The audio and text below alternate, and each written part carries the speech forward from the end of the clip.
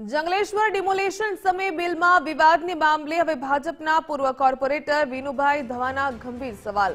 પૂર્વ કોર્પોરેટરે અધિકારીઓની સામે ગંભીર આક્ષેપ કર્યા। લાખો રૂપિયાના ખોટા બિલ મૂક્યા છે, આટલો ખર્ચ જ નથી થયો।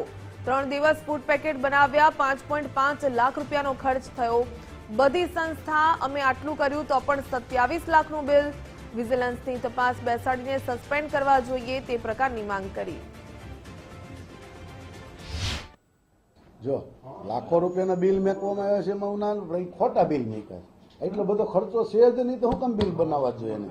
અનેક સંસ્થાઓએ ઠંડુ પાયું હતું અને ત્યાં ગરમી હતી એટલે લોકો ઠંડુ જ પાવા જતા હતા અને ઠંડુ જ બધા પીતા હતા અને ચા હોય એવા 5, 25, 100, 200 જણા પીવા વાળા। પણ પહેલી વાત તો 20-21 રૂપિયાની ચા જ નથી થતી। રાજકોટમાં અમારે કોઠારી ઉપર 5 રૂપિયાની અડધી ચા મળે છે। સારા 3 દી સુધી ફ્રૂટ પેકેટ બનાવ્યા હતા, બધા અધિકારીને ખબર છે, બધા આગેવાનોને ખબર છે ઠંડુ, તોય મારે 5.5 લાખ રૂપિયાનો આ જંગલેશ્વર ડિમોલેશનમાં ખર્ચો થયો હતો। આ જ નવની દોલમાં બનાવતા હરિભાઈ ગવા રોડ પે એ સંસ્થાઓ ખવાડતી હતી, અમે એટલું દીધું, બીજાએ એટલું કીધું, તો 27 લાખના બિલ ખોટા જ બનાવવાના। ખબર કમિશનરને અંગત રસ લઈ અને વિજિલન્સ તપાસ બેહારી આની કમિટી રચી અને આને સસ્પેન્ડ કરવો જોઈએ।